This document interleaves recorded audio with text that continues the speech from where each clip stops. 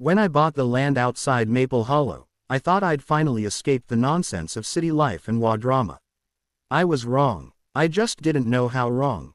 Not until the night they burned my orchard to the ground, and watched the flames turn back on them. My name's Eli Thompson, and I'm a retired fire investigator. I spent 25 years studying how fires start, spread, and, when they're mishandled, destroy lives. My retirement dream was simple: to grow apples, peaches, and cherries on my late grandfather's land, 40 acres that had been out of my family for decades until I bought it back. The land bordered the preserve at Maple Hollow, a luxury community run by an HOA notorious for being, well, tyrannical. You know the type: $5 million homes, gleaming driveways, and people who thought property lines were a suggestion, not a boundary. At first, they were polite enough. I'd see them walking dogs along the fence line, sometimes staring through my trees as if they couldn't believe a farm existed so close to their gated paradise. But once my orchard started thriving, and once word spread that I wasn't part of their WA, their smiles started to twist. The community beautification complaint. It started with a letter. Greater than, Dear Mr. Thompson, the WA board has received several complaints regarding the visual inconsistency your orchard creates with our community's landscaping standards. While we respect your independence, we encourage you to maintain a more cohesive aesthetic. They wanted me to trim my trees evenly, remove unsightly crates and ladders, and repaint my storage barn in a neutral beige. I laughed. Then I framed the letter and hung it on my barn wall under a sign that said, Not a member, not my problem.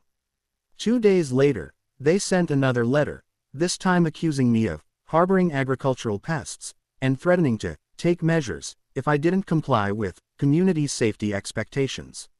I didn't respond. I knew their kind: entitled, control-hungry, and used to getting their way.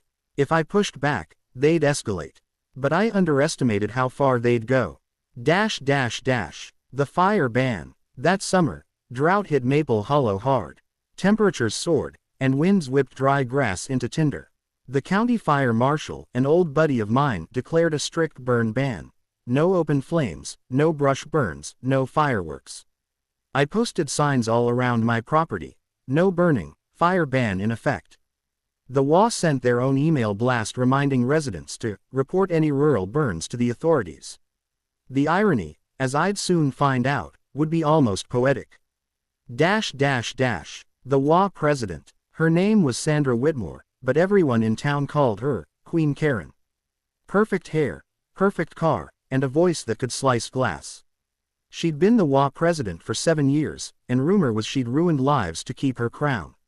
Sandra didn't like me. From the day I moved in, she'd make little digs at meetings and in passing. Oh, you must love the smell of manure in the morning, or, your little orchard looks quaint next to our community park. She saw me as an eyesore, a reminder that not everyone bowed to her WA kingdom. The day it happened. It was late August. I was at the farmer's market downtown, selling baskets of peaches and cider. Around 2 p.m., my phone buzzed with a text from my neighbor across the road, a quiet rancher named Pete. Greater than Pete. Eli, your orchard's smoking. I think someone's burning on your property. My heart dropped. I jumped in my truck, broke every speed limit, and tore down the dirt road. Even from half a mile away, I could see the column of smoke rising over my trees. When I pulled up, I saw them. 3 WA board members: Sandra, a man named Gary, the vice president, and another woman. Standing near my fence, holding shovels and rakes. Behind them, a pile of my trimmed branches and dried brush was on fire. They'd set it inside the fence line, on my property. I slammed on the brakes, jumped out, and yelled, "What the hell do you think you're doing?" Sandra didn't even flinch. "Oh, Eli," she said with that smug grin. "We're just helping clear the dry brush near our homes. It's a fire hazard. You really should have kept it tidier." I could barely speak. "There's a county ban. You can't burn anything." Gary shrugged. "We're following community safety protocol." That's when the wind shifted. A hot gust carried sparks from their little fire straight into the nearest row of peach trees. In seconds, the flames raced up the dry grass, leaping from one trunk to the next. The air went from hot to blistering, Sandra gasped. "Oh no. Put it out. Put it out." But it was too late. The fire had found kindling. My orchard was a tinderbox. I called 911 immediately, shouting into the phone as I grabbed my water pump. "This is Thompson Farm, Maple Hollow Road. Brush fire in progress. It's spreading fast. The flames reverse." When the fire crews arrived, the orchard was half gone. They cut fire breaks and fought like hell, but the wind, the same wind that had fed the flames, suddenly shifted again. Only this time, it blew back toward the HOA's property. I remember standing there, smoke stinging my eyes, as the blaze rolled over the ridge and down into the preserve. Sandra screamed, "No, the homes. Get the hoses." Her perfect world turned to chaos. Fire leapt across her manicured lawns, devoured decorative shrubs, and climbed wooden decks like ladders.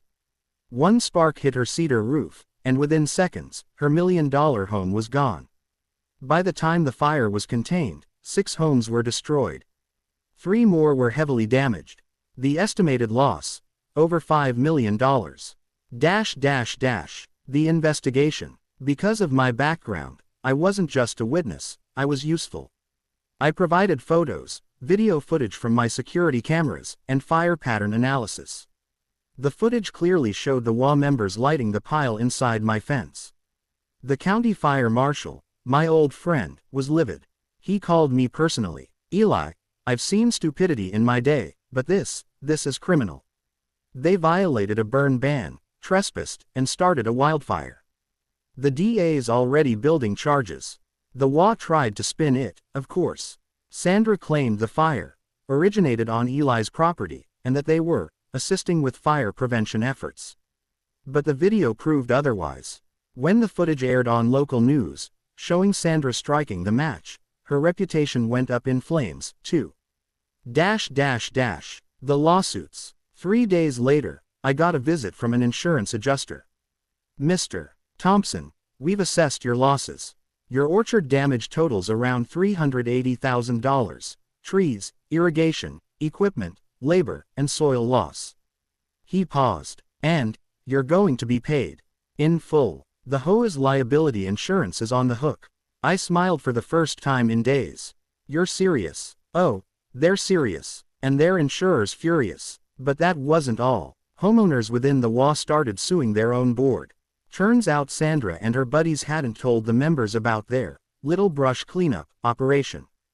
The fire they caused invalidated their homeowners' policies because they'd broken the law. In short, no coverage, no payout. One resident, a surgeon whose $1.2 million home was reduced to ash, confronted Sandra during a televised town meeting. "You burned down my house.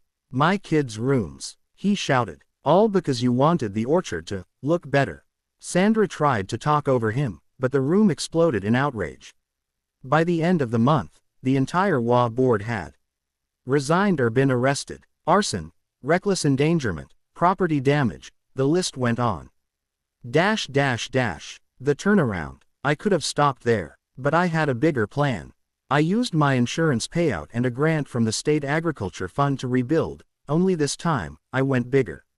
I replanted fire-resistant hybrids, installed underground sprinklers, and built a natural firebreak between my property and the former HOA community. The kicker: when the HOA dissolved, the burned lots went up for sale at auction. Guess who bought 2 of them? That's right, me. I built a cider house on one lot and a cold storage facility on the other. Locals started calling it Phoenix Orchard. The irony: Sandra's old street sign still stood at the corner, Whitmore Lane. I left it there on purpose. A monument to poetic justice. The interview. Months later, a reporter from the Maple Hollow Gazette came to interview me. "Eli, some people say it's ironic how the fire started with your orchard but ended with the HOA's homes. Do you think that's fair?" I looked out over the rows of young trees, their leaves shimmering in the breeze. "Fires don't care about fairness," I said. "They follow cause and effect. You light a match in the wrong place, nature will handle the rest." She smiled. "Would you ever live near an HOA again?" I chuckled. "Only if they plant trees instead of rules." The epilogue. Karma in full flame. A year later, I attended the sentencing hearing for Sandra and her 2 accomplices. They pled guilty to negligent arson and trespassing, got community service and massive restitution orders. Sandra lost her home, her position, and her reputation. She now volunteers with the Firewise program, teaching about wildfire prevention. I almost felt bad for her. Almost. After the hearing, she approached me in the hallway. Her once flawless hair was dull, her confidence gone. "Eli," she said softly, "I didn't mean for any of this to happen." I studied her face for a long moment. "No one ever does," I replied. "That's why there's a burn ban." And I walked away. 1 year later, Phoenix Orchard flourished. My peaches won a state fair award, my cider business took off, and tourists came from all over to hear the story of the fire that turned back. Every year on the anniversary of the fire, I light one small candle at sunset on the edge of the property, a controlled burn inside a metal lantern. It's not vengeance, it's remembrance. A reminder that arrogance burns brighter than gasoline, and when people think they can control what they don't respect, nature always, always, writes the final chapter. Moral of the story: respect nature, respect boundaries, and never, ever light a fire where you don't belong, because sometimes, the flames come back home.